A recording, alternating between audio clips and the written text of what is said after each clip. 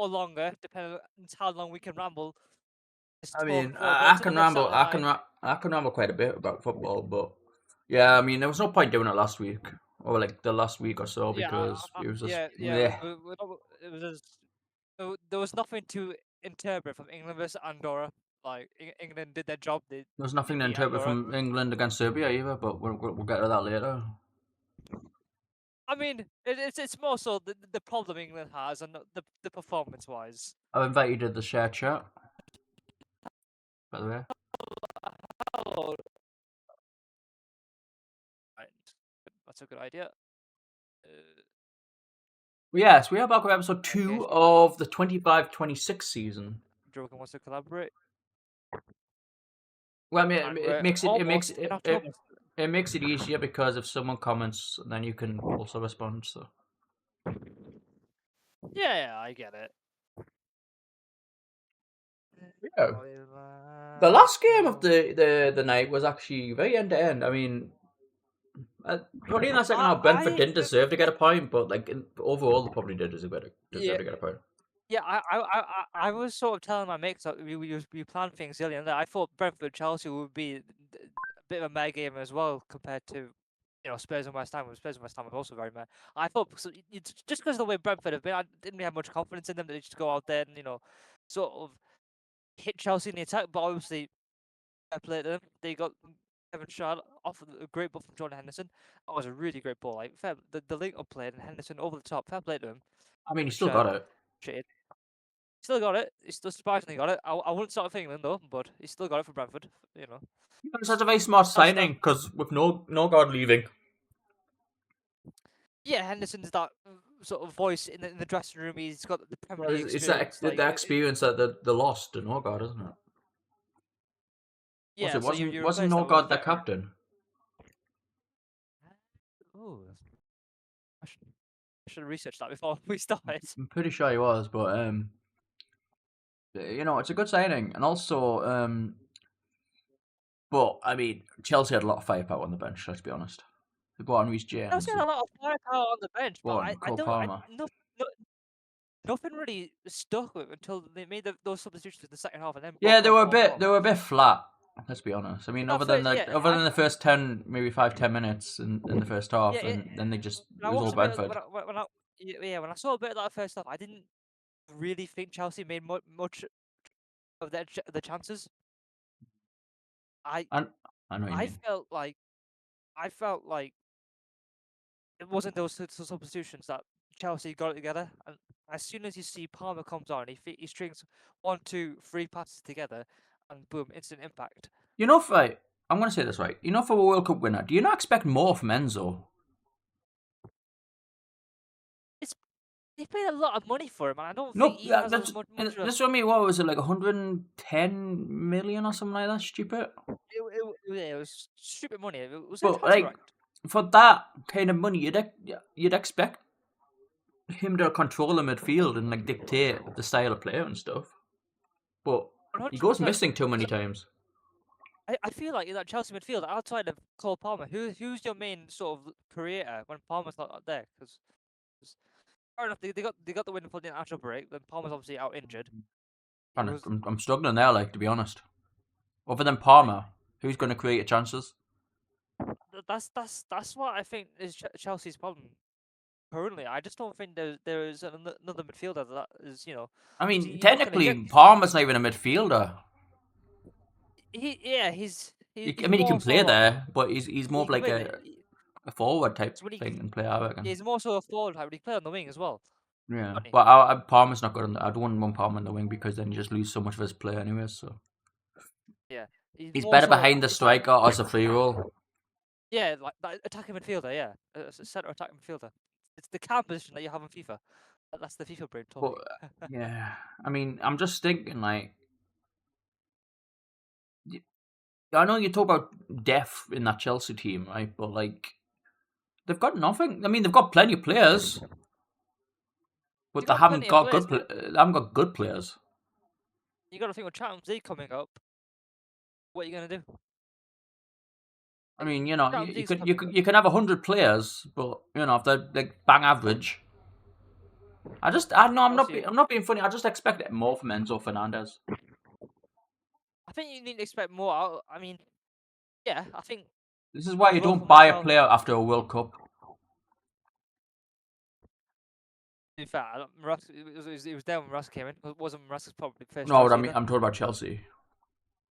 Yeah, but when Chelsea did that, I think nobody in the club knew what was going on at the time. They just went crazy with the new money that they got in.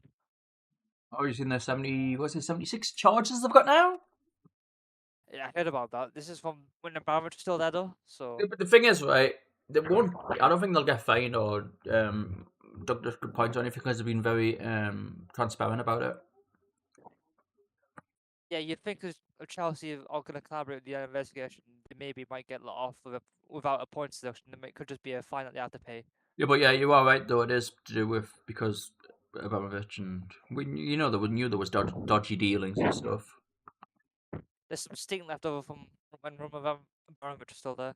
Yeah. We'll see how that goes. To be fair to Brentford, good performance from them.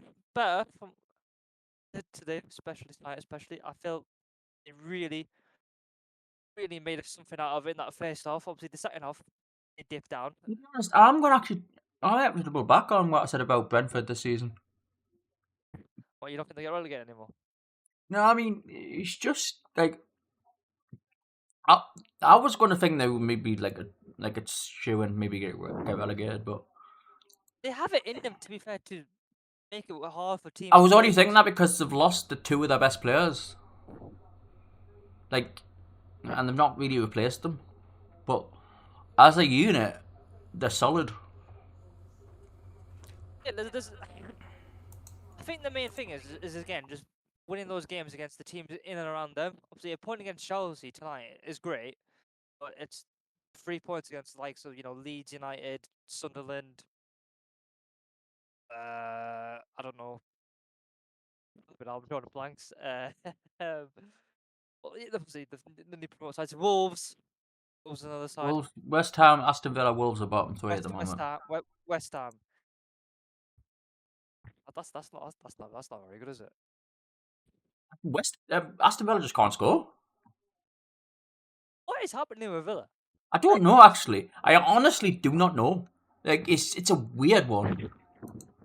Like even Villa fans are like very complex by this. Obviously, they say we know what PSR has done to their squad. It's like something else is going on. Ollie Watkins can't score. Ollie Watkins has not been the same for a while. He's not been the same since when he was dropped for John Duran, and then Duran got sold. He's not been the same since then. And that was like halfway through the last season. You're right, and it's a confidence issue. I don't know. I mean, I feel like once you get one, maybe you can start firing again. But I mean, who have Aston Villa got next? Let's have a look. Oh, I think I know who they've got next. Yep. I know who they've got next.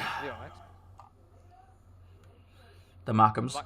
They got the Mackhams. The way at the stadium of shite. That's a tough trip, to be honest. The way they're currently in. You know what? I hate to say this, but probably Sunderland could maybe nick a 3-point there. Hate to say Sunderland can nick 3 points there with the current state of Villa. If they're not scoring any goals, I can't see a reason why Sunderland, especially at home, they can't get 3 points against them.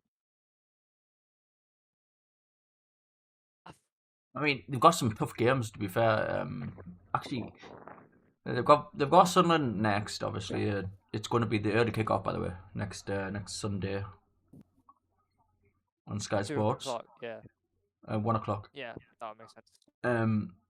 Aston Villa. Then they've got Burnley on the early kickoff. Again, the following week. No, that's upcoming on Sky. I'm being stupid.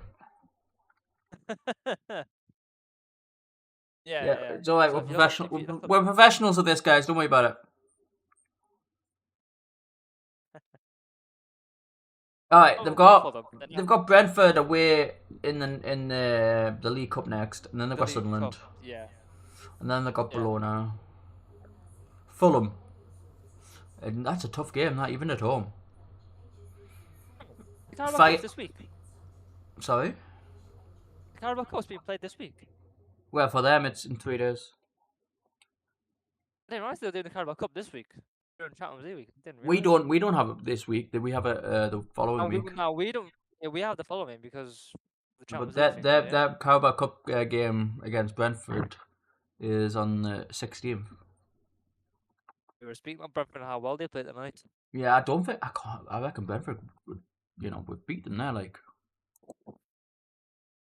Got to think home game, 8 o'clock kickoff on the that, lights. that's a Brentford as well. Yeah, the G10 loves a night game. They do. Villa, they're in good shape defensively, but we're not seeing where the goals are going to come from. And they've only got one out and out striker, Ollie Watkins.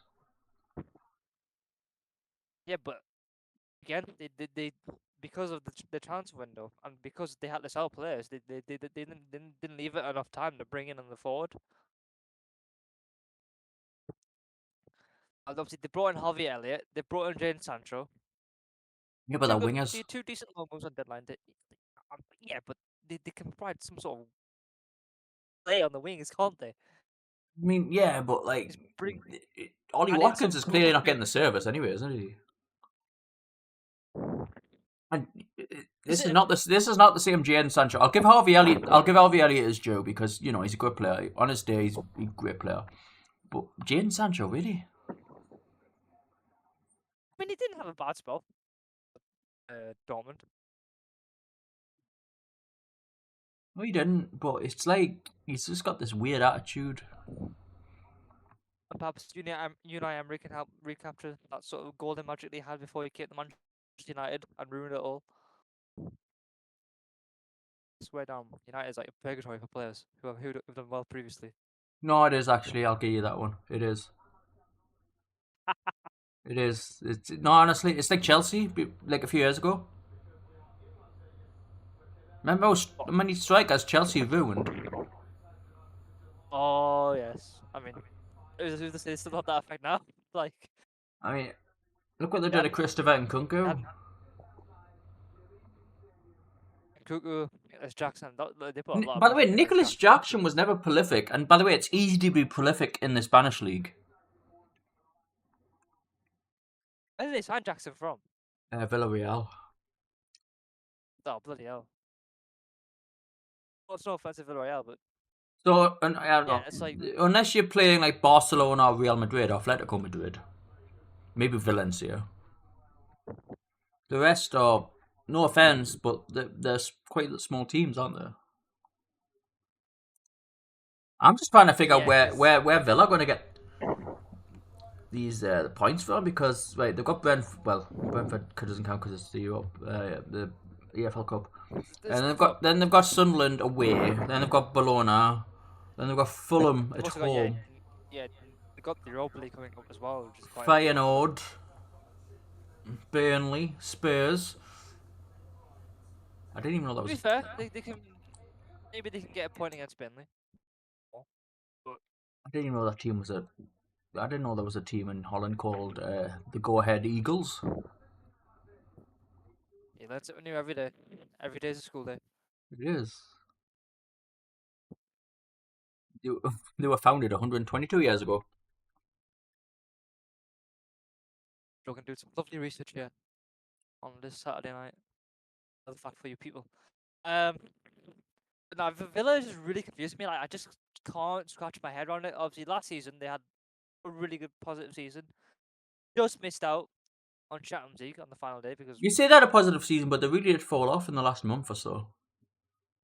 They did sort of collapse towards the end of the season. You're right. Well, by the way, Ollie Watkins' decline happened about then, so this is not new-ish. Yeah, he's not scored since like last May or something, has he? Yeah. No. It feels like there's something else going on. I feel like a thinking face. Wondering my mind on Aston Villa. I mean, Shearer went through a spell where he didn't score in 10 games. Yeah, like things. I don't think Villa. Like, it's not to say that we're not going to say that Villa's going to relegate because the No, I don't think Villa will get relegated. I mean, let's be honest. The squad they've got, No, the squad they could just miss out on Europe entirely though. I this mean, season, they got a better squad than what we had when we got relegated. I mean, when we just survived. I mean, when we just survived. Oh my god, when we got taken over. Yeah. Yeah, but we made some signings though to help us in it. Yeah, but that was when Joe was a striker, remember? And then Kieran Clark got sent off, and that's the best thing he's ever done in his Newcastle career. Oh. And then Joe Linton went to, he dropped back, and then suddenly we got this powerhouse. You know what I'm talking about. Jesus Christ, the flash, the memories. By the way, it was against Norwich. I don't remember that game. I just don't remember. Pretty sure Kieran Clark got sent off in like the 50th minute or something. Was this on the Bruce? No, it was under Eddie. Oh, was it on Eddie? Oh, bloody hell. Talk my memory. Yeah, because Goldfish? Eddie moved him to Joe Linton back. And then suddenly, hang on a minute, Big Joe, he can't play up top. He should up top, but he's a very good midfielder. And now, after that one night against Manchester United, when he ran the park, it turns out midfielders for him. We all love Big Joe. Who doesn't love Big Joe? He just loves ramming the players like the Brazilian bulldog that he is. He's a Brazilian tank. Whose engine never stops running. I swear to God, his leg would be hanging up, but he would still be running. He's like a veteran in a World War II. Well, not World War II, but you know what I mean. Yeah, I know what you mean. He's a warrior. Right. Indeed. A warrior that will absolutely batter the Liverpool midfield when we play them. You want us to bat one player? Yes, I know. You're the most hated man, Newcastle. Drogon's his favourite player in the Premier League now.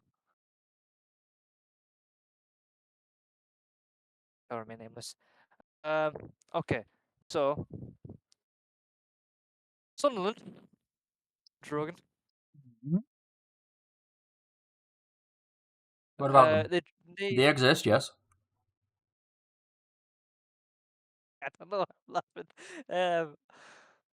The way he drew to Crystal Palace. I'm actually disappointed with Palace. I'm disappointed with Palace.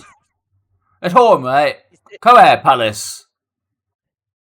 Yeah. So this is what I heard. Palace had like dozens of chances. Apparently, the Sunderland's goalkeeper was just saving most of them.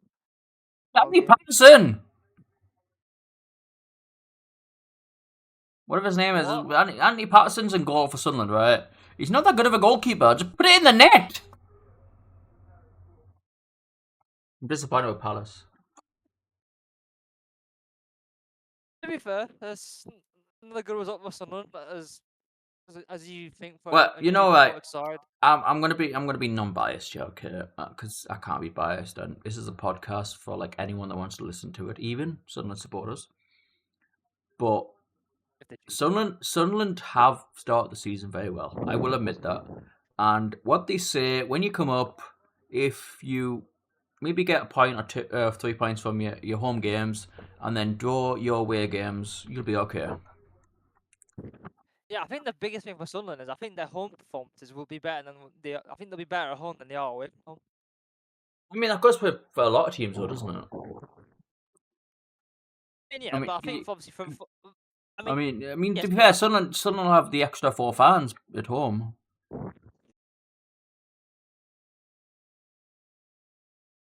4, 5, well, I'll give 5 fans, okay. I'll have the extra 4 or 5 fans at home.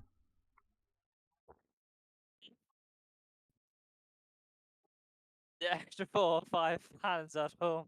And that was Drogon's 5 minutes of bias.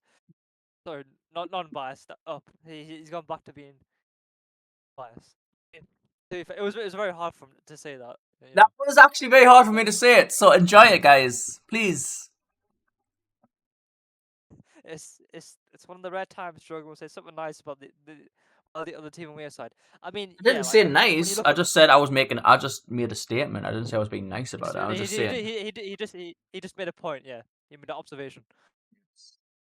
It kills me to say it. It's okay, Sunderland. Your time will come. You've not played anyone yet, really. They're currently 7th in the Premier League. Yeah, you've not played anyone yet. We're 3 points behind them. I know. So we'll fix that. We'll correct the mistake. Wait until you play Man City, Liverpool, Arsenal, Chelsea, teams like that. And us, of course. So if Isak scores a hat trick against Sunderland, it's all forgiven. No. Okay, good stuff. Glad we're on the same page. I'll be happy about it, but I won't not forgive them. That makes sense.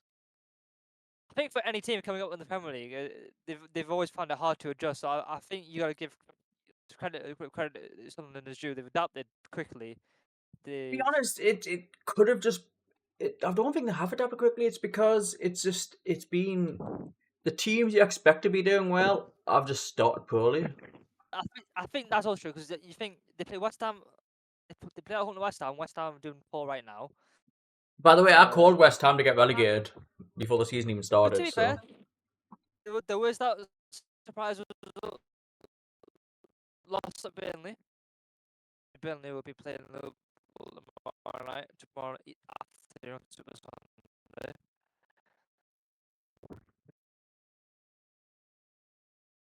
Away to Palace, so not so much that they've found their place, or if you will.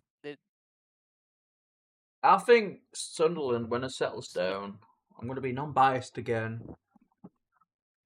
Obviously, like the big. I think they'll do well to finish 16th or 17th. Yeah, like I think obviously the biggest for Sunderland again. When we said the same thing about Brentford is beating the teams in and around them. So obviously, yes, they beat West Ham. Oh, great. West Ham can't defend, though. That's the thing. We're seeing it today. Brentford, yeah, they lost. They beat Brentford, who lost a lot of their players on defensively on sound. Who got a new manager in, so it's taking half of them all to sort of work as a team together. Yeah. Advantage works, but obviously the big test is when they play like Everton or Fulham or Bournemouth. Like those sort of teams. I can't see them beating Fulham. Unless Fulham have enough to. Bournemouth as well, I can't see them beating them. Everton, maybe get a draw from Everton. Because you don't know what Everton are going to show up at the moment, because on the day, Everton cannot give anyone a game. On the day, Everton can, yeah, like that's what David Moyes' sides are. On the day, they can beat anybody, but sometimes they just have like. It was 0-0 today. And obviously, Everton are also getting used to a new stadium.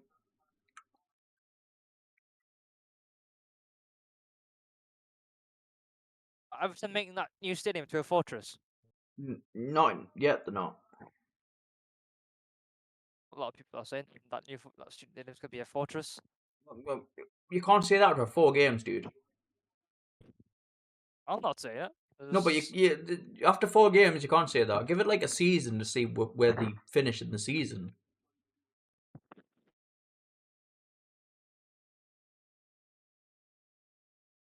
Give me a second. I'm gonna grab a drink, and I will leave the lovely voice of Legendary talking to you. Please try not to vomit. Wow, it's harsh that. We'll just go through some of the scores today. This unserious Premier League podcast. So Arsenal won at home at Nottingham Forest. Bournemouth beat Brighton 2-1. Arsenal Sunderland drew. Everton Villa 1-0 there. We'll talk more about that when Drone gets back. Big win for Fulham. Best win of the season. Albeit it's an own goal.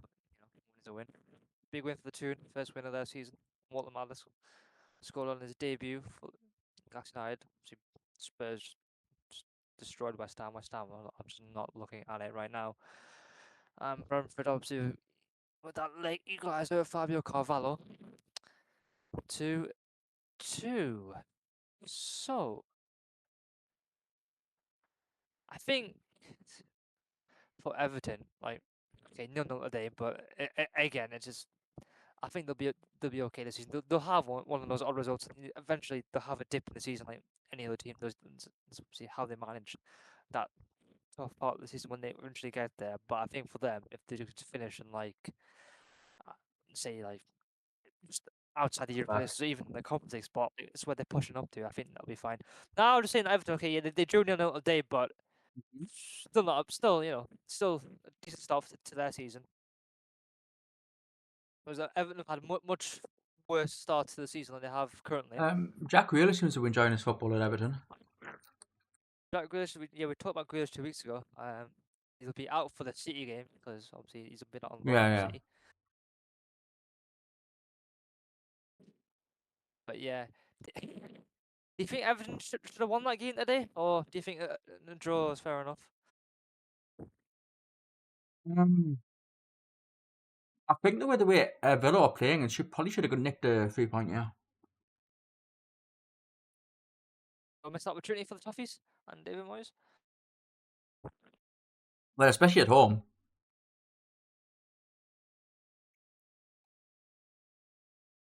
Especially at home. I think. Shit. I think for Everton.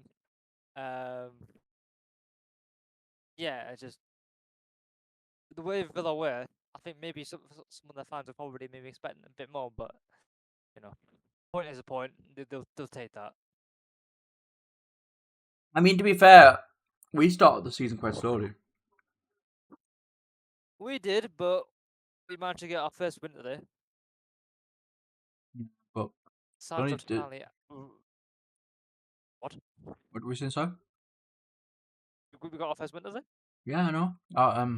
Did we? Oh, who scored again? Voldemort! I'm sure my ears. The beautiful German. Nicholas Waltermatter scored on his debut. The £63 million man. Beautiful German. Beautiful German. Big win for us today.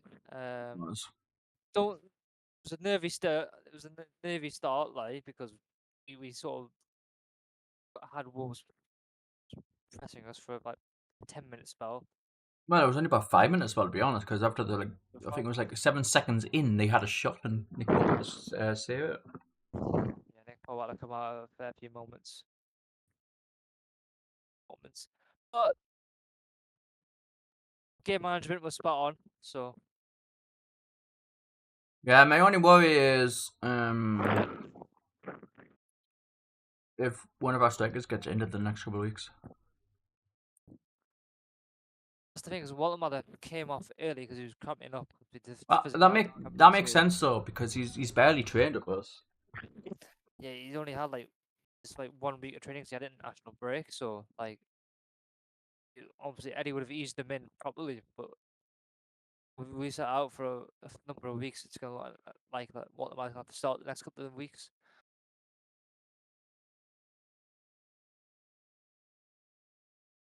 Exactly.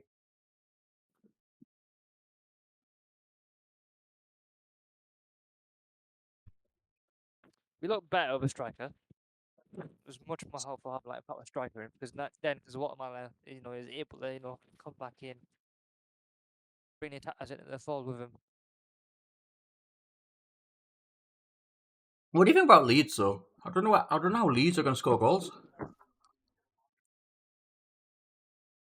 So apparently Leeds went bad again today. Like, good defensively, but it's that again. There's no goals coming from them. Yeah, even they got Dominic Calvert-Lewin. He's not fit. He's never been fit. Yeah, Calvert-Lewin's like, he's not had a club. He's not played properly because of how injured he's been.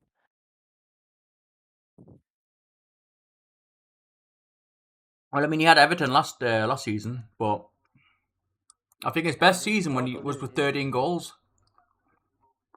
And that was his first breakout through season. I think his best season was when Carlo Ancelotti was there. It was like Yeah, it was. COVID.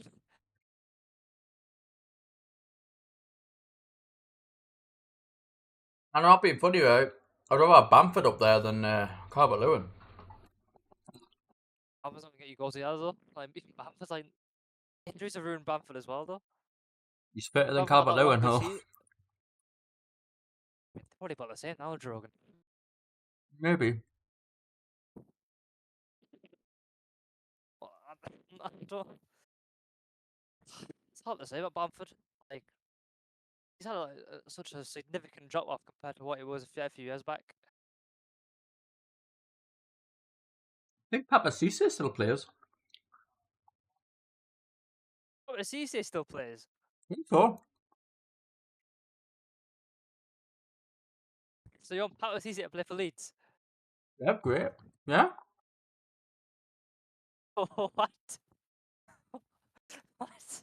Yeah, he does. Papa Cisse. What? Still plays.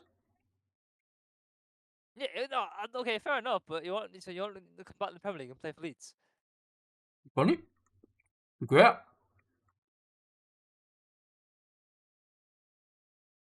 Where on earth is that coming from? He's got 17 goals in 13 games for this team he plays for. That was in his. And what league is that? In Dubai. Well, that's my point. He's going to put 17 goals in the Dubai league. Like, what do you expect? But I've been more considering if you would. God!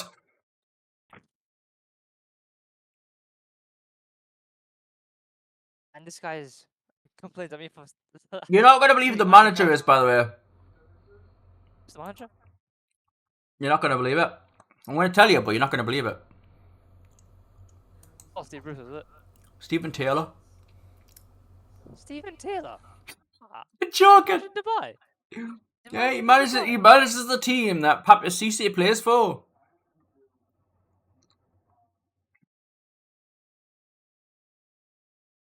That is... My mind is blown there.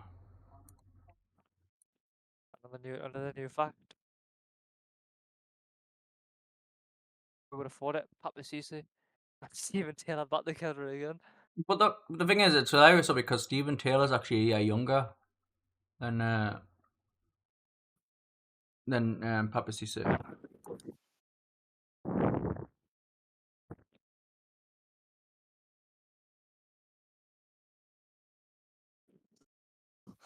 Well, that just came totally out of the blue. Oh, you were talking about strikers, weren't we? Well, I know, but I'm not talking about strikers that, probably not in their prime anymore. I mean, Dominic Calvert-Lewin is not in his prime at all. He's never had a prime. He's had like one good season. That was his prime?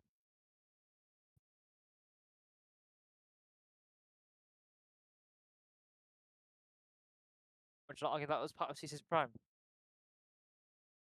Papa Cisse's What is going on? I feel like, what is going on? I feel like I can't talk about anything tonight. Like I'm just like, right. I'm just not. We're like, moving on. Blanks everywhere. We're moving on. Okay, we're moving on. No, it's fine. I'm just like having a shit. I'm just having a shit talk with you. I feel bad. I can't talk with you. What do you think about Arsenal, right? I mean, the thing about Arsenal, right? As men would say, the always time walk it in. But I don't think you can determine them smashing Forest like that as if they're going to win the league or not. Because Arsenal's biggest issue was not beating them teams; it was beating the bigger teams. That's what I'm saying. Like they put all the pieces together. They look good playing Forest today, but then when they played Liverpool for the international break, there was nothing there. I will say this though. I was watching that game, and the fact they were like thinking, "No, we'll just give Declan Rice a little breather." Just goes to show how much of a squad they've got now. Then, like they've got the squad to rotate players now.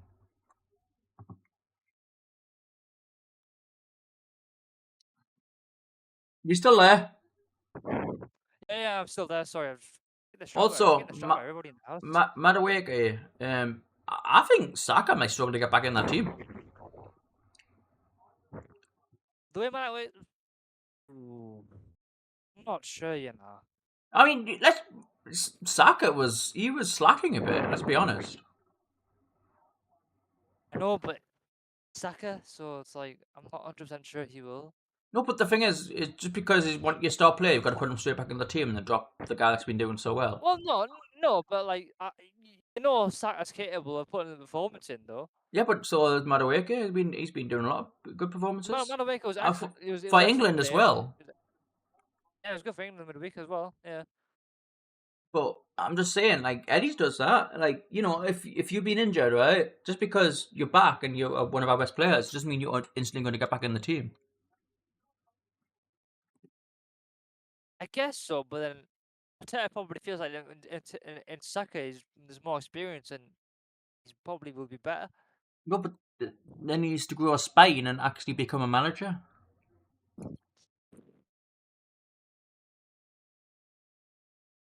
Because if one of your players is playing the best football, about the same age as your star player, you shouldn't drop Yeah. him. No, you're right in saying that. 'Cause with the way Madueke is going, he's sort of giving himself a chance. Like I don't really think he ever sort of showed anything like that at Chelsea, did he? I mean, he had the occasional really good game at Chelsea, but he's been doing it consistently at Arsenal and for England. I think it's more so he's been given the chance to do it. Is that why? I think what happened was at Chelsea they had him on the left, but you're supposed to be on the right. See. And obviously Saka plays on the right. Isn't Eze right wing as well? He can play on left and through the middle. Yeah, you can play on left hand for the middle. Yeah, you're right. I would say he's better for the middle though. It's like a 10. I think in the case of Arsenal this season, like they've got Madueke, they've got Saka, they've got Gyökeres, they've got the players in. The thing is about Gyökeres, right, is can he do it against the big teams? Gyökeres is one of those lads. He's like Haaland. He doesn't want to play with the attack. He wants just to be fed in the balls to him. I would agree with that actually, definitely. But then Like, that's that's the problem with Haaland, because if Haaland's not receiving the ball, it's like playing with 10 men. Because he's not like one of these strikers that'll get the ball, he'll hold on to it, and then play other players into play. Yeah, it's like I mean, look at Volamade today. I enjoyed his play. Like like he would, does, or he, Isak did previously. well, Isak. There was Those the two man- different types of players. Isak would get the ball deep and then run at the defense. I know, but he would still come back out, wouldn't he? Yeah, Like, yeah. I mean, he would there to receive the ball. Yes. he was there to receive the ball and he'd still play along with the attack and link up with anybody he saw with him. Do you know what I mean? Yeah. By the way, Brentford and Chelsea. It's the first game match of the day. That makes sense. We talked about the first game. Oh God.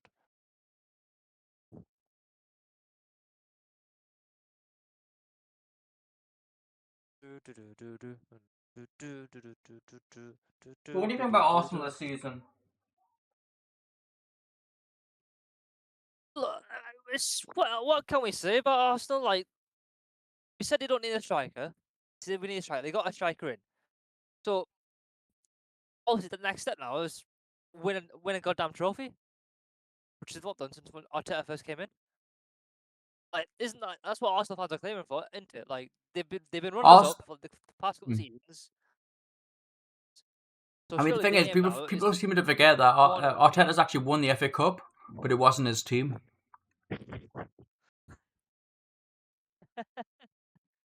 Well, It was he still won a trophy for them. Emery's team. Didn't he? I mean, it was Emery's team. We still won the trophy for them. Yeah. You count. It counts as an accolade for him. You count. Wait, you don't think it doesn't count?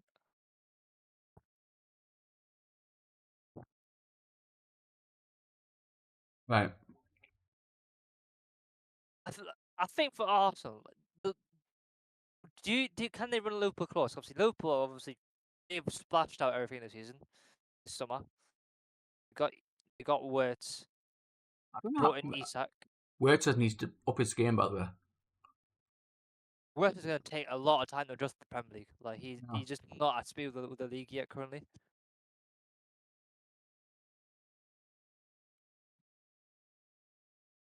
He could potentially be a flop. I don't know about flop, but he's certainly struggling to adapt. So we're gonna give it time. But if Arsenal and Liverpool look like on the two sides who have completed their squads this season, then you got City close in behind. We'll see how City gets on, obviously tomorrow when they play Man United in the derby. Yeah. But you got to think this season Arsenal have to at least run Liverpool close as they can, if not even do better than them. Because if To be anything, honest, if Arsenal don't do that this season or win the league with this team, then well, I don't think they can because have you seen the firepower Liverpool have got now? I honestly don't think anyone can. Liverpool, I'm running a bit stuff, but Isak, Wirtz, Ekitike. What did they bring in? Salah. Frimpong. I mean, they've got so much Salah. firepower. Salah. Yeah, I agree, but then Liverpool don't have a defense either. So, but their attack is pretty much ready to go. Like, there's just no way to describe it. Like they got what they wanted. Now, I will say though, if everything. if Van Dijk or something gets injured, they're in trouble.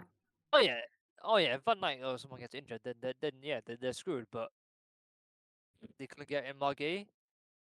Palace don't want to get rid of him. Oh yeah, what do you think of that? Glasner said this week that he said look, he didn't threaten to leave. He was just him and Steve Parish that had a talk about the whole gay situation. I don't know if you saw what he said.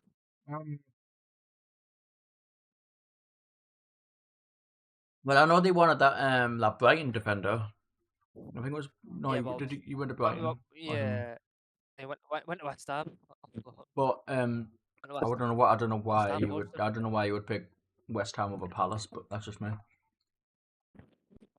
Actually, this current state, but yeah, because more money.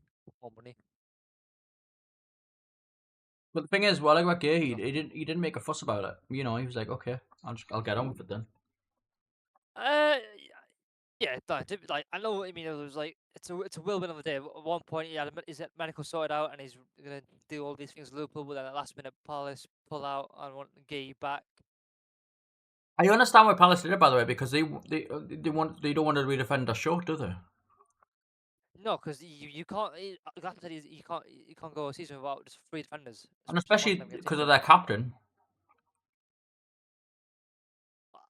I think it's less about the captain and it's more about the depth in the defensive positions. We got Scott down at retirement. There we go. What?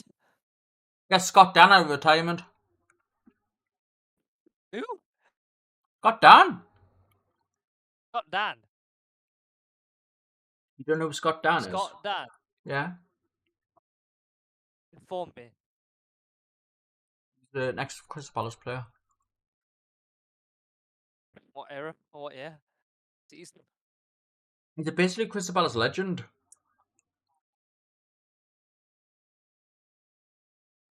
Season.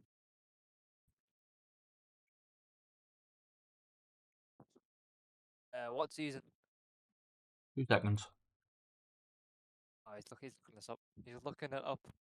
Oh God, you don't know your things, man. Oh, I didn't expect you to pull out a name like that. To be fair. Ah, Rasmus Holland's got on his 2014, 2021. Oh! Nah, that doesn't ring a bell. honestly. Doesn't ring a bell.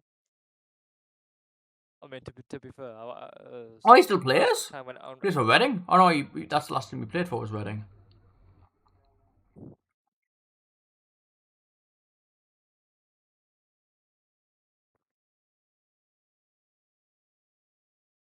Last time I played for Reading, I see.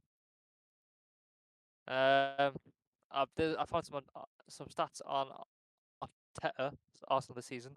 Yeah. They've got 3 clean sheets. They scored 9 goals, only 1 conceded in 4 Premier League games. Does that encourage anything for Arsenal, or No. just one game at a time? One game at a time.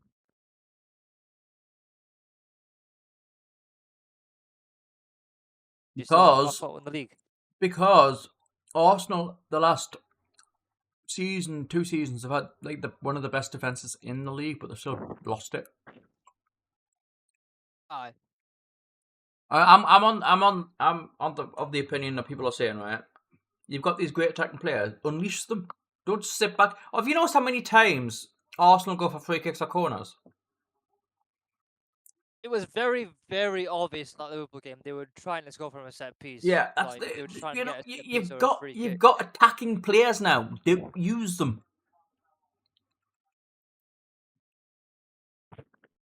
Like, this is the thing about Arsenal in big games. Like, the big game record's all right, but if you play that way, They've just turned into like an expensive you'll. Stoke City. It's like probably like the equivalent of what Southgate's England was like. Oh no! Why? Why would you say that? Drug us PTSD.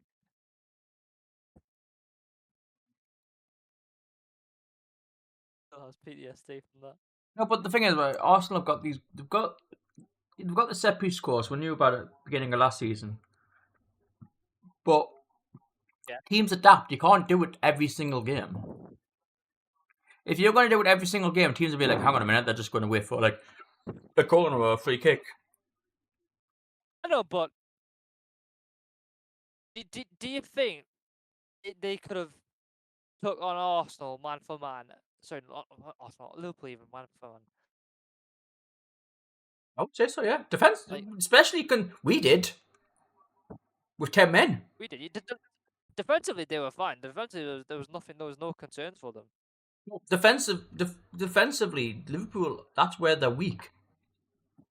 That's where Liverpool are weak. But then you think about Arsenal, they were just wanting to go for a set piece. No, but that's what I mean, right? free If kick. we proven it, even with 10 men, you can go man for man against Liverpool. Why can't Arsenal do that? It's because they're set that they've been drilled a certain way. So too heavy on the set pieces. Yeah, I mean, play the game. If you get a set piece, then you go for it. You don't just play for them, do you? You play the game as what's happening in the game. Does that make sense? So no, I totally understand what you're getting. You're saying you want Arsenal in a big game to not just like be sat in, be so defensive, and try and wait for a corner or a set piece to score from. I mean, look, when they were against Forest today, right? Opponents. I mean, obviously, Forest don't have as good a defence as Liverpool, but you seen Madueke taking his man on. You saw Martinelli taking his man on. You saw Eze taking his man on. Why couldn't they do that against Liverpool?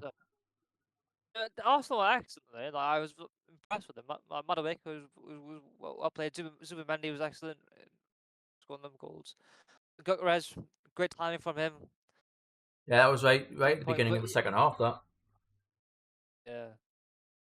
Forest gonna struggle. I think Forest was still in the dressing room. We'll get to Forest in a second. There's a lot to say about Forest. But do you think then? I know I probably repeat myself way too many times, but I feel like is this the season where Arsenal will go right to the end of the wire, right to the wire? Not playing like this, no. Or will Liverpool can run away with it, especially considering how both Liverpool have gotten this summer. Unless something drastic happens, Liverpool will run away with it because Arsenal. I just can't see Arteta changing his system. Obviously, it doesn't matter when he's playing against teams like Forest tonight. He'll let his players go. Yeah, but you want them to do that against the big teams. Yeah, so you want to see it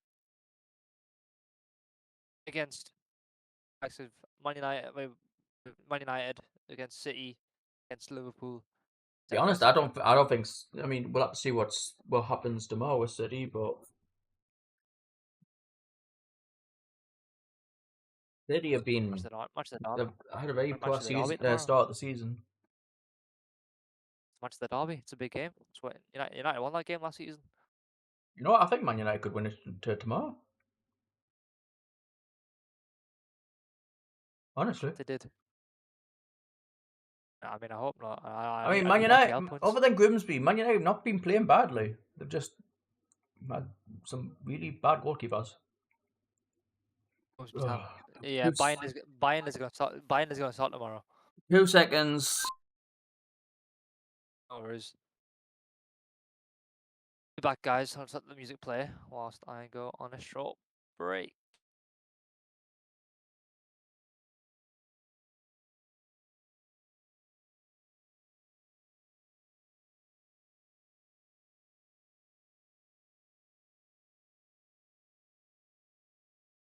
Sorry about that. What were you saying, Legendary? Oh, he's gone.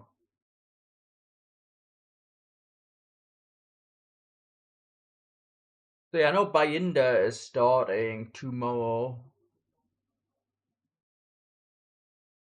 for Man United. The new Belgian keeper, the one that was meant to be a replacement for Onana, basically, is not starting. So we'll see what happens. But he's always prone to a mistake. But then Man City's defense has not been that great. I mean, midfield wise, a bit dodgy, but attacking wise, we'll see what happens.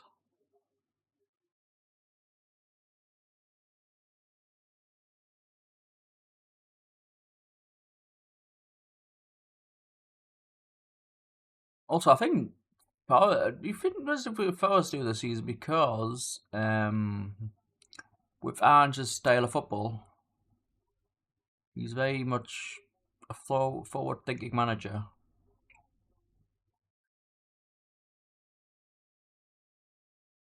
And that's not how Nuno played set up because, like, look at today, for example, he lost 3-0.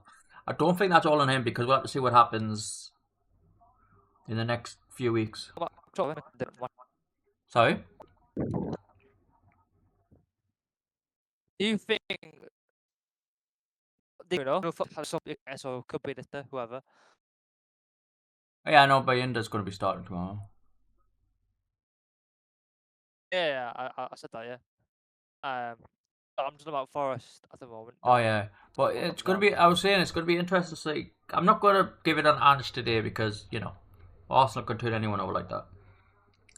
Oh yeah, Arsenal. You saw them do it at Leeds. I mean, it's Leeds, however. Anyone can go out the Emirates and just lose quite badly. So. But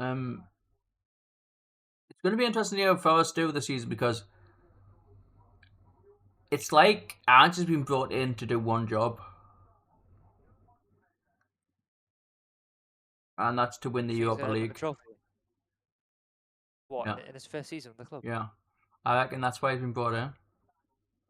Because why I sacked Nuno? I'm not having this to think, we fell out suddenly. I'm not having that. Something else has gone on. Somebody? I think he's fell out with the chairman or something. Or was it the sporting director? Or could be both. But in fact, Neville was saying he should have walked after Man United stole the pitch last season. Remember that when Man United stole the pitch? Oh yeah, I think that was like the last few weeks of the season, wasn't it? Yeah, it was really much in the run. Remember that, yeah. But I don't like that. I don't like him as an owner. He's too much hands on. He's yeah. you give the guy the money, right? You sanction your signings, and then you leave him to do his job. Would you say he was like Abramovich?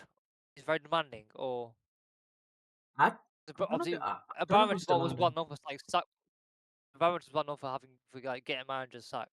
No, but you can't compare the two, considering that one like incredibly No, rich and I get it. one's But I mean, you're They're not both gonna. incredibly rich. Yeah, I mean, you're not gonna see Forest fight for Premier League Okay, titles, are you? no, okay, no, you're not. But I didn't see that. I forgot that Zubimendi strike. Sorry. yeah, the Zubimendi was great today. He got a couple of goals, I think, didn't he? Great volley in the head when he got him. But As well. by the way, that was an insane deflection. I think if the deflection doesn't happen, then Cell saves that. But anyways, so I digress. What were you saying? Sorry. No, it's fine. I don't mind us, glossing over match of the day. But yeah, do you think then is Ange Postecoglou a good replacement for Nuno? During what happened at Spurs in his last season? The thing is, I think he was treated harshly by Spurs.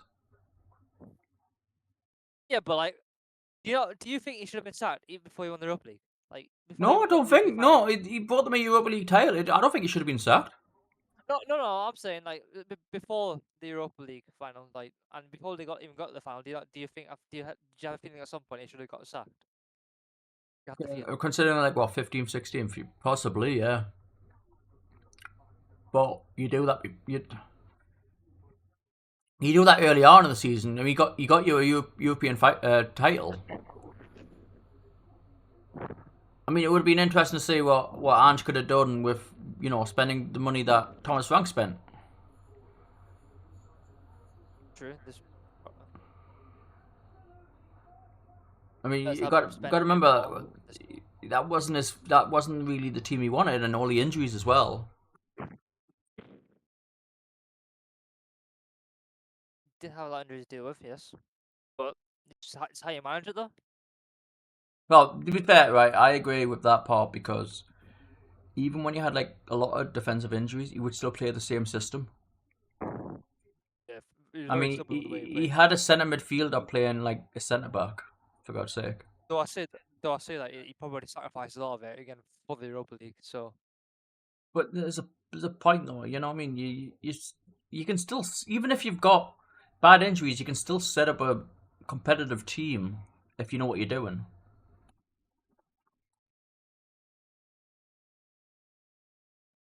yeah, I get what you're trying to say. Like Graham Potter with West Ham, they've got some good players, but he's just not setting it up. He's got the right system.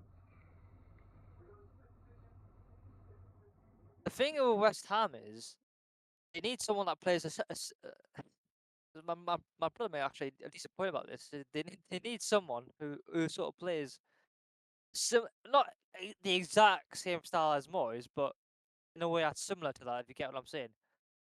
In my opinion, right, what they need to do is they need to pay a 5 because they're just leaking goals. But the thing is, right, that wouldn't work either because they hounded out Moyes. They didn't like the way Moyes played. It works for them. Oh, it works for them though.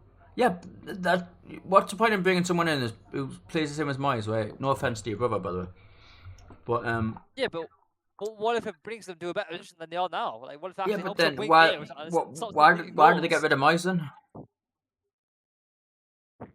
If you want a Moyes type manager, why get rid of Moyes? They probably fell out on Moyes. No, he was hounded out by the club. The fans didn't want him there. Which is what I think is just karma now hitting them. But now the fans should now probably realise that they probably shouldn't have got rid of Moyes now. Like, it's too late now. On the time of his life at Everton. I mean, Everton fans don't mind his football, to be fair.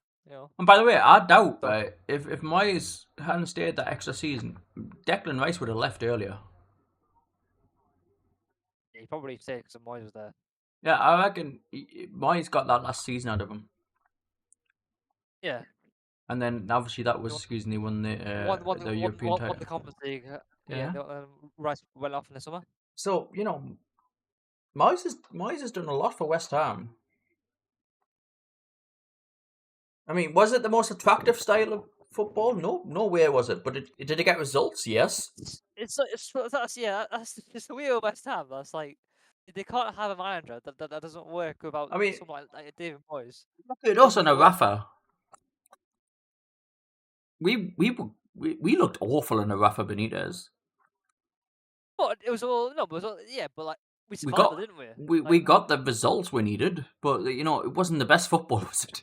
It was just it was Yeah, but like boring. but like it kept us up though, like because you knew that we weren't gonna like get like European football or something, but like he was gonna like help us like finish like 13 for 12. It was like just kind of where we were at the time with that Yeah, that's team. what I mean. I didn't enjoy that football, but I was grateful that we were actually playing No, but better. it's grateful. Yeah, because like for all we know, we could went back down in the championship, and we nearly Exactly. did with that fat idiot we hired after Rafa Benitez left. You Pucker Pie. The case of West Ham is, well, part of style, I think it's high press, quite attacking football, similar to what he did at Brighton and what he tried to do at Chelsea. But West Ham, It's not even they're attacking just now not built because for that. he's just. I mean, Callum Wilson. I don't know what Yeah, they're trying to do. I don't know what they're trying to do with Callum Wilson because he came it's on just before the. Sorry, go on. yeah. Someone said something like that. I was in 606. They said like they just gave in after they went down It to 10. did. I was listening to that on Five Live. It was Five Live, yeah. And as soon as Suchek got sent off, they conceded that goal right after it, and then they conceded the third goal. It was just like they was like, okay, we're done. Let's go home.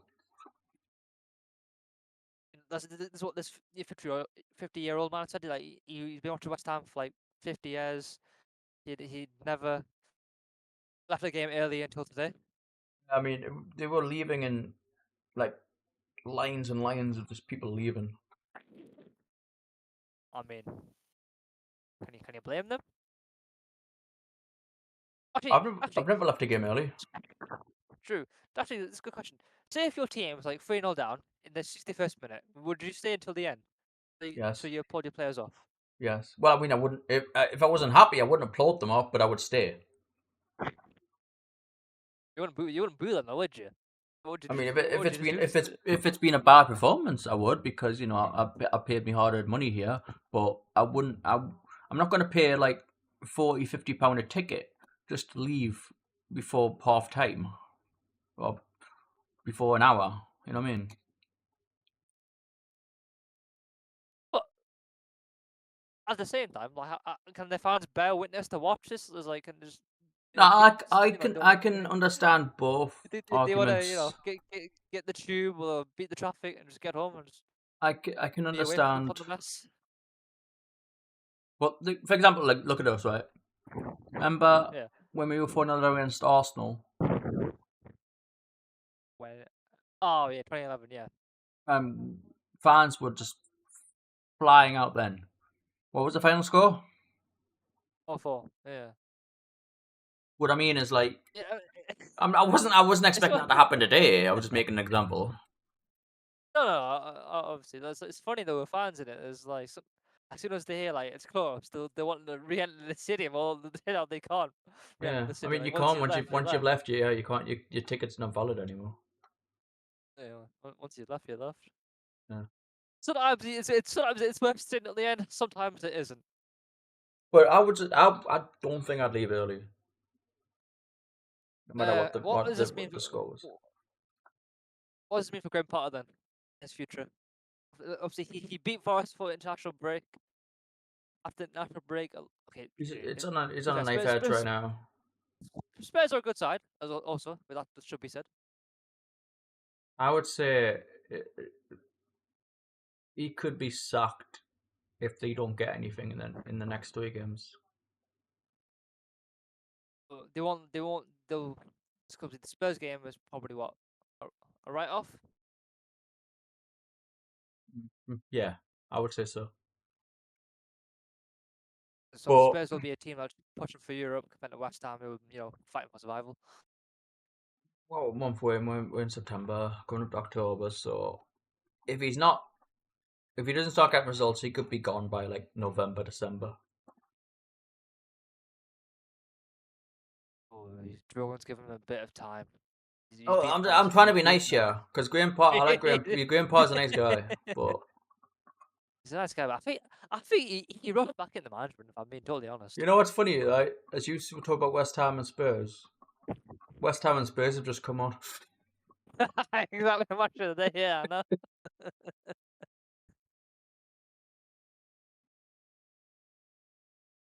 But I don't know where West Ham are going to get goals from. Honestly, I feel we've seen that a lot. Like we've seen that about Leeds as well. Seen that Leeds as well. Seen that about Aston Villa as well. Although Villa probably finished higher compared to Leeds. So I feel like this season could actually be interesting because like a lot of goals are going to come from midfield. that means next year the World Cup's going to be won by a midfielder. Whoever scores in the World Cup final will be scored by a midfielder. Okay.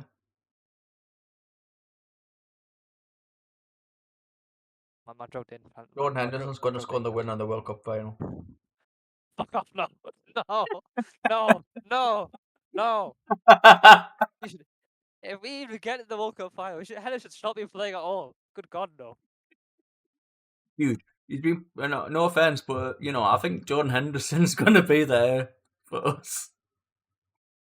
I think he is going to be there. Tuchel likes him, so Well, he likes that experience, doesn't he? He plays cards and stuff around the dressing room, so it's all good. Oh, he plays cards with him? No, that's what Keane was saying. Remember what Keno was saying? It's like, what does he do? Play magic tricks and cards and stuff around, He's there for the experience. Oh, yeah. Do you like when managers, if there's like a rivalry or like anything, like, do you like when managers sort of shake their hands and just like hug it out? And like, No, I actually miss the old days, honestly. I actually miss it when you had like Wenger and Sir Alex squaring up to each other. Like Keane was saying this, like you first one, like managers like go straight down the tunnel and do their talking there. Yeah, like, I do. I miss when it was like the pitch. I miss it when it was like actually competitive, like proper competitive. So the early 2000s. Like the last, like 10 years ago or something, it was more competitive then. I mean, you still get it on the field, but how many times do you see managers now? They all shaking out each other's hands and giving us a hug and stuff like that. Just bring Mourinho back. He won't do any of that. Mourinho's more chill now. I don't think he is, man. He's still Jose Mourinho. I don't think he is chill. No, have you seen Mourinho in Turkey? He's actually very chill compared to what he was at like Chelsea or was Roma. He chill at Turkey? Yeah, a lot more chill than he was at Real Madrid and Roma and Chelsea. And what happened at the end at Fenerbahce then? What happened at the end? He just got sacked because they didn't qualify for the Champions League. Yeah, same. It's just a stupid question to ask. Yeah, Benfica qualified instead of Fenerbahce. Who actually we play? I think, do we? I think we play Benfica. We play Benfica in our Champions League run. Yeah. Yeah, I remember the last time we played Benfica, we actually lost in a quarter-final of the Europa League, I think it was. Wow. Alan Pardew. I was actually there. Was it Pardew? Yeah, it was, yeah. Jesus Christ. Talk about going way back. I'm like an elephant. Alan Pardew, Joe Rogan, and does he get an undeserved hit? He does. I know we got off on a tangent here, but we may as well.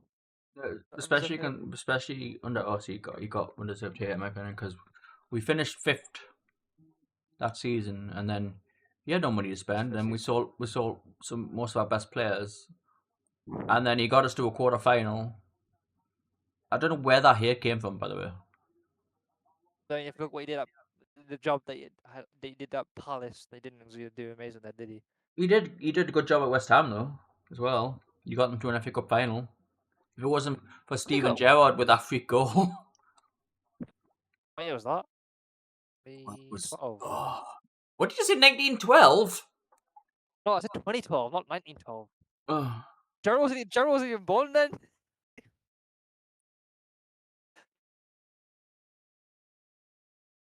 That was, I will tell you,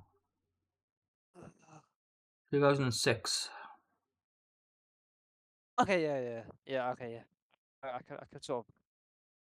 But yeah, Numbers that in my head, I was, think that. God, I was like 15, 16 at the time. I thought you were 37. Anyways, lost me train of thought there. But what I mean is, Pardew got massively undeserved hate. Jeez, those West Hams were leaving after that third goal. They had enough. Be honest, right? West Ham at this London stadium, it's just not right. Or where else should they go? No, but look how far they are from the pitch. It's just they're too far from the pitch. You know, if they move the pitch, if they move this the stand forward, they can actually get more seats there. I don't know why they just don't do that. They're not using it as an Olympic stadium anymore.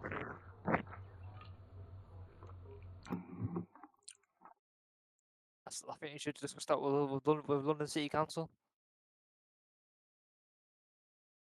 I just don't think West Ham have been the same since they moved here. Hang on. They finished well on the Moyes. What I mean by that is the atmosphere has not been the same as a home ground. Like it was always bouncing. True, but when your team's like already gone 2-0 down, it's a bit hard to sort of get excited afterwards, isn't it? I mean, at the bowling ground, it was always like bouncing. The bowling ground. It's also known as Upton Park. Upton Park.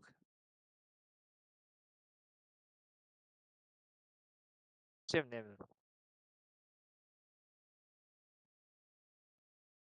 Hey, yeah, man.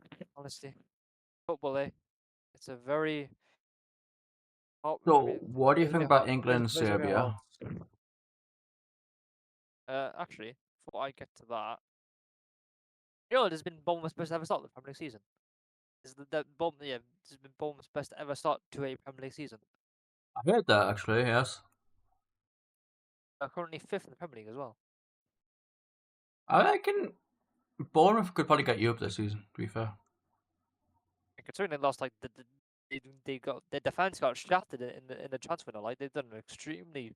They made it. they did well to keep a hold of Semenyo. Semenyo even. Semenyo was a key to keep them because. I mean, he's one of he's like the star player, isn't he? Him and Justin Kluivert. Oh, yeah, him and Kluivert.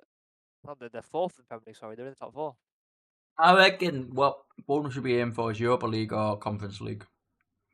Yeah, I think for Bournemouth, if they manage to sneak into a Conference League spot or Europa League spot, they'll happily take that.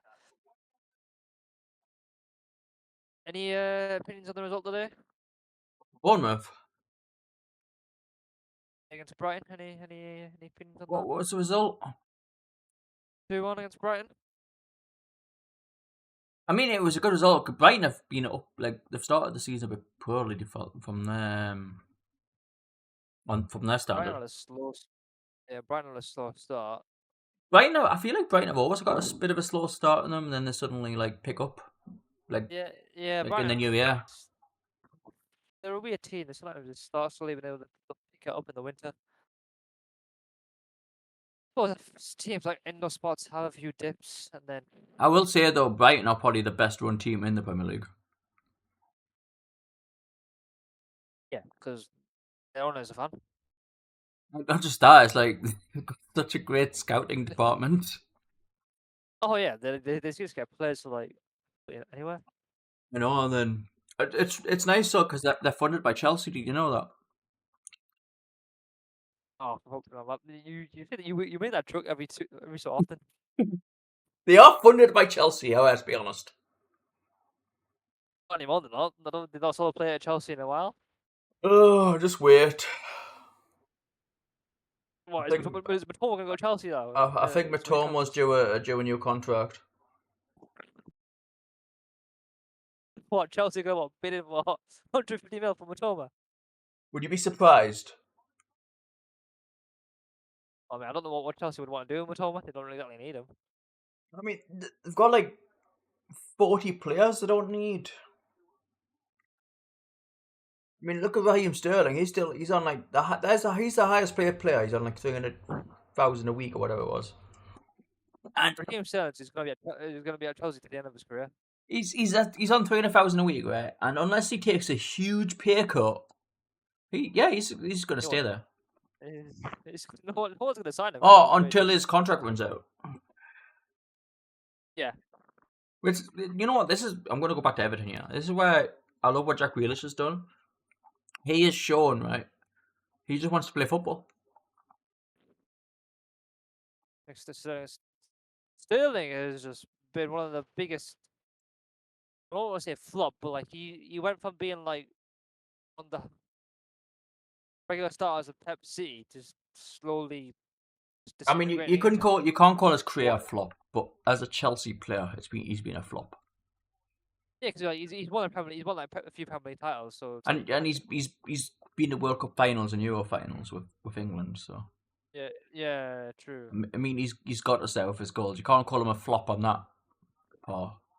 No, not on that part, but obviously this final part of his career, but this stage of the career has become a flop. Yeah, and I'm not. Yeah, if he wants to play football like he wants to play football, then you take a pay cut. I mean, he'll easily be like a millionaire by now. So take a pay cut and go to a team lower in the division, or go to the championship or something, or go abroad. If you want, you can play in my 7-a-side team with Andy Carroll. Oh, by the way, the fact that no Saudi team is coming from says a lot. I don't think they care for Sterling. That's what I mean. It says a lot. It's a weird one though. Maybe because the fact that Sterling want to go to Saudi as well, so that's okay.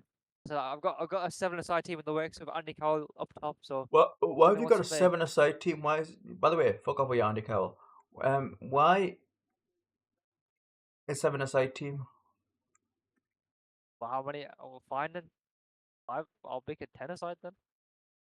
Why not 11?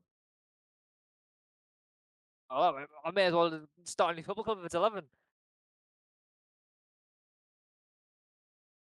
I'm gonna need like a 23-man squad to freaking get 11 players on a team sheet. So if you can find 23 players that are happy to play for us, then by all means, I'll do a 23-player squad. By the way, I know who. It's been bugging me this, right? Voldemort reminded me of a player. I couldn't figure out who it was until today. Okay, who does he remind you of? Rudi Villa. Rudi Villa. You know who Rudi Villa is? Oh. Seriously? No. One of the greatest German footballers of all time. Rudi Villa. German Association Football Manager. I see. One of the greatest footballers of all. One of the greatest German footballers of all time. The current director of Bayer Leverkusen. And sorry, the German national team he's even. he's got a similar look to Rudi Villa.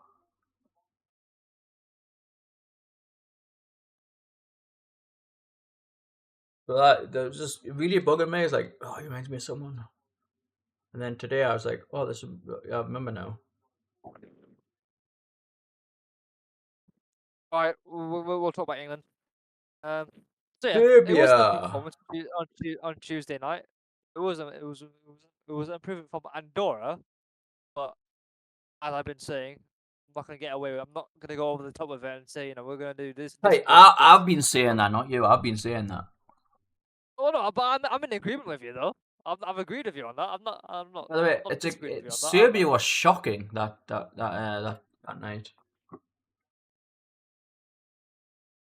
True. I mean, the thing is with qualifiers, right? Even if a team like France and Spain beat someone by 5 or 6-0, does it really prove anything until you No, get it to the doesn't. World Cup? That's what I'm getting at. That's what I mean. It doesn't prove anything. Because So, like teams like us, Spain, France, Italy, Germany, maybe, well, I don't know about Italy, 'cause Brazil, Italy are struggling. Argentina, lost. but teams like that, pedigree, we should be beating. No offense to teams like what I call smaller nations, we should be beating teams like this and getting to these competitions, right?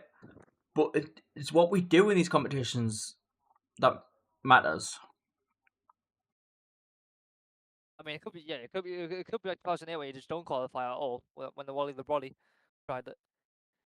Oh God. Tried his hands with England, with the worst England team.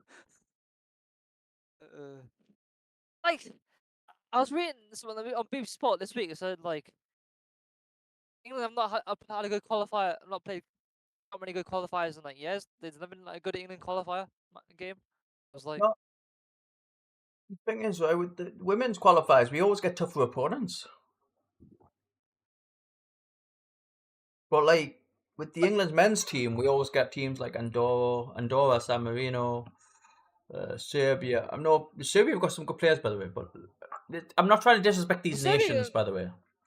No, I know what you mean. Like they're lesser nations that compared to our squad, they just don't have the player pool. I mean, let's be honest. Our under-21 should beat Andorra. Our under-21 should be San Marino. Yes. These are teams you expect them to beat, and yeah.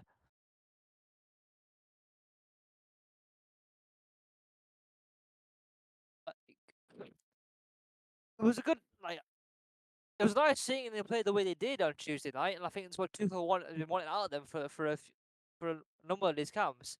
The thing is with England and these international breaks on Tuchel, like Tuchel can't stamp his style of football because how short time he gets with the players. Like the players come to an international break on like what the Tuesday or the Wednesday. They report they have a game. Yeah, like 1 week. They only have like 1.5 weeks with each other. It'd be like 2, yeah. Yeah, well, 2 weeks. Unless you're in like a tournament.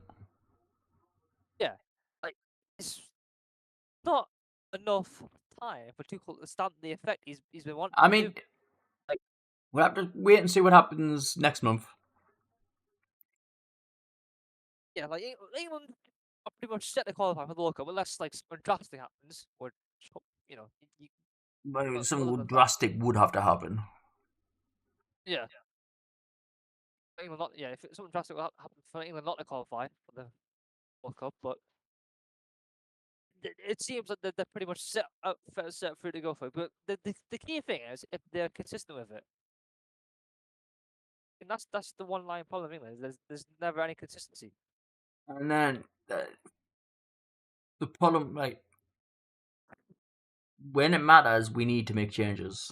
Is what Tuchel needs to do. Like be proactive instead of reactive, or be reactive instead of proactive. Yeah, but he won't do that in qualifiers though. He'll do. What I mean, he's been brought in for tournament football. Thomas Tuchel has a very good record in club knockout football, especially. Yeah, to Champions League and stuff. Yes. Two Champions League finals, an FA I mean, Cup final, he got Chelsea the Champions League final. Yeah, I think he got PSG the French Cup final as well. I want to say. Yeah, well, I mean, you should be. I know. You mean it's a French league. It's a PSG. It's a piss take, the French league. I mean, you should be. French league. I feel like a Chelsea Champions League final win is more impressive. What than the PSG Champions League win?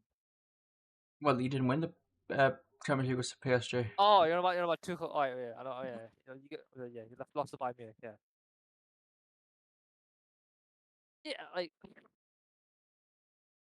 and the weird thing is, Chelsea didn't play exactly great in that game, but still managed to find a way to win. See, I'm happy with that. I'm happy with that. Even if we can play absolute garbage, I'll probably have a couple of heart attacks. I'll have a couple of heart attacks watching it. But if we still win it, he'll be a fucking hero. I don't care if he's German. Okay, yeah, nobody will care if you actually. Holy shit, Voldemort is tall. Voldemort is a tall man, yeah. You see? Joe, did you see that? No, I saw it. He's a tall interview.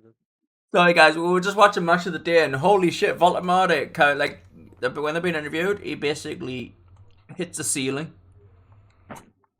His head is like reaching the ceiling, so it's like tall man.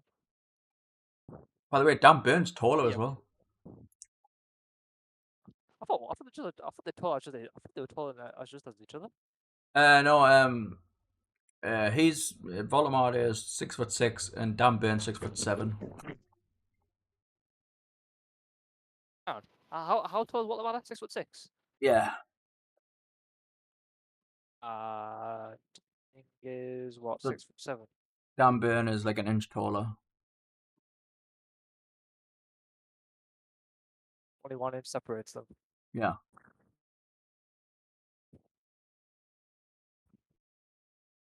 All right.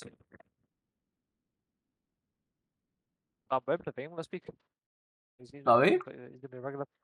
Dan Burns seems like he's one of Thomas Tuchel's regular in the England squad. Elliot Anderson. Dan Burns. Oh yeah. Oh, by the way, I just about Elliot Anderson. Anderson played well in the midweek. Yeah.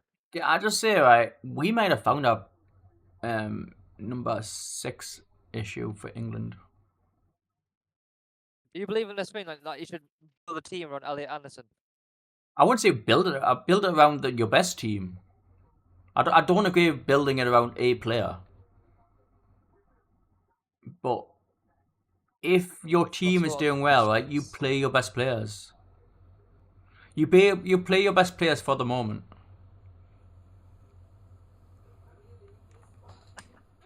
The thing is, all those lads like Madueke, Eze,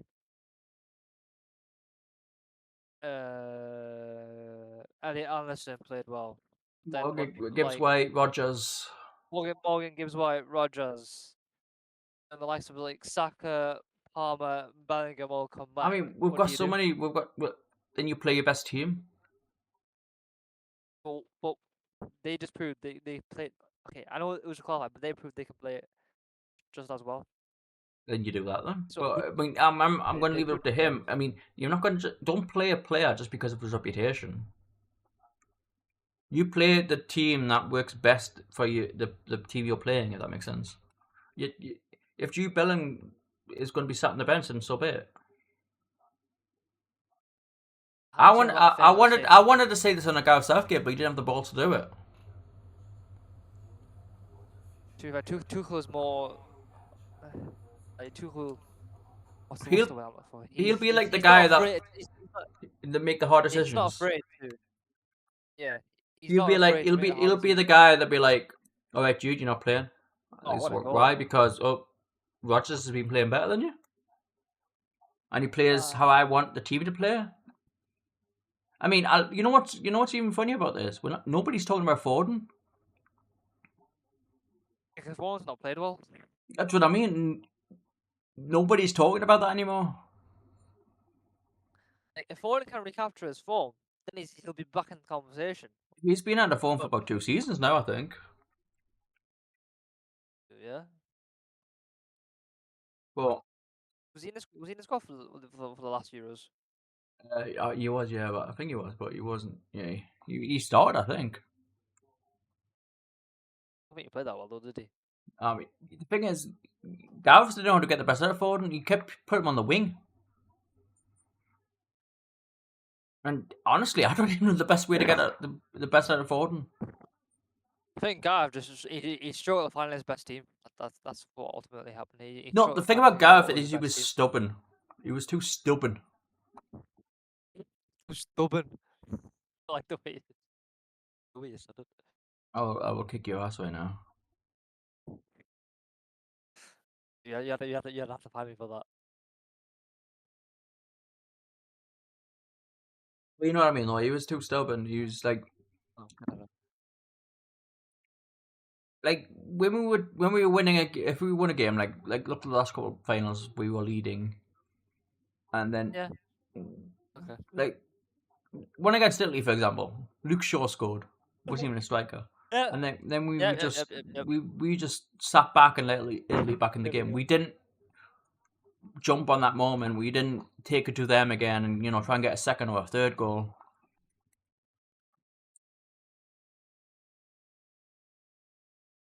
And we've been saying it for years, by the way. Our England's defense has been our weakest point.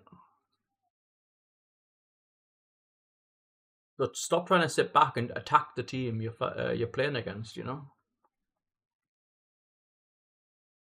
Tuchel is wanting to see that from his team. I mean, Tuchel's been brought in for one job and one job only. To make sure Andy Carroll scores the winning goal in the FIFA World Cup. The winner World Cup, yes. Yeah, to see Andy Carroll score the winning goal. Fuck off, man!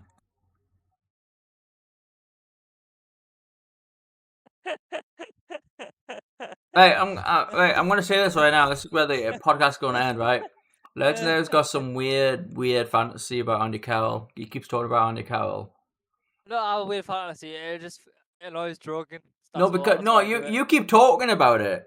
So who makes it really weird there? It annoys you. That's why.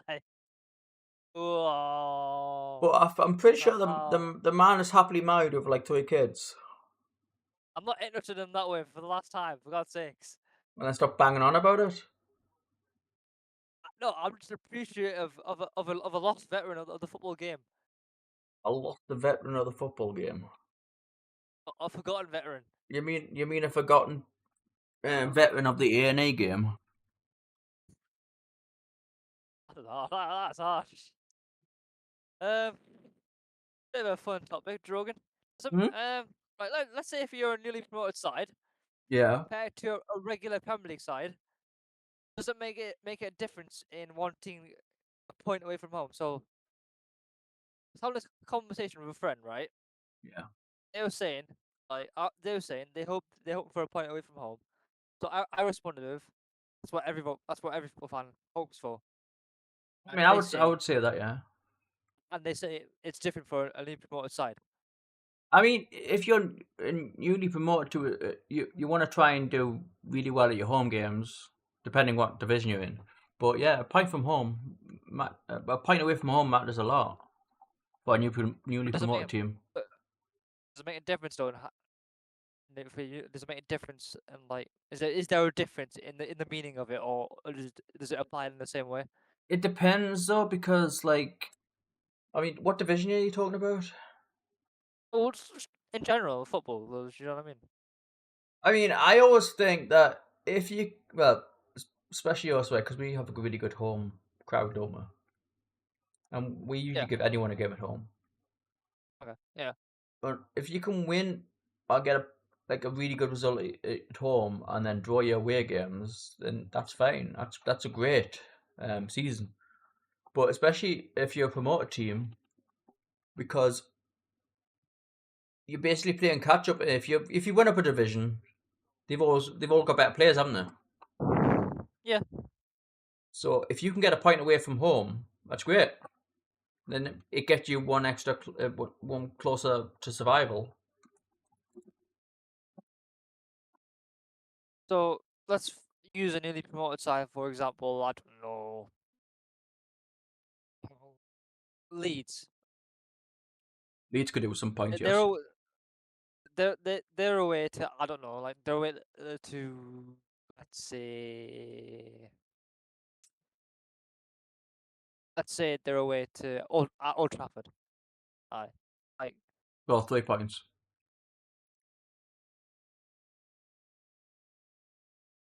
they're hoping for just a point away. Their fans are saying if they can get a point away from home, they'll be happy. So I mean, if your Leeds, and you- right, and- honestly, no, joking aside, right, if you're Leeds and you can go to yeah. Old Trafford and get a point, that's a good result.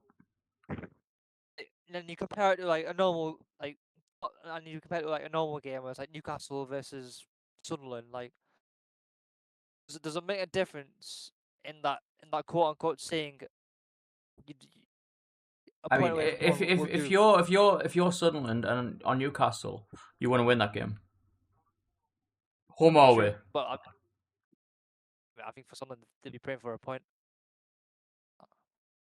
Within the fucking week. Well, I mean, I said their fans would be praying for a point. I'd want to win, no matter home or away. I'd want to win against Sunderland. I want to win against Sunderland. I know we could beat them.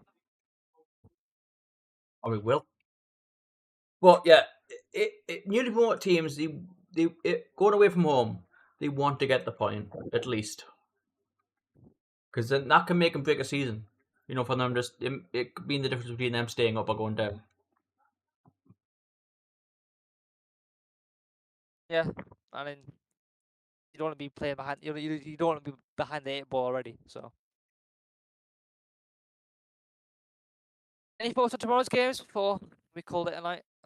You started to watch this The early one is Liverpool and Burnley, was it? Burnley. Yeah.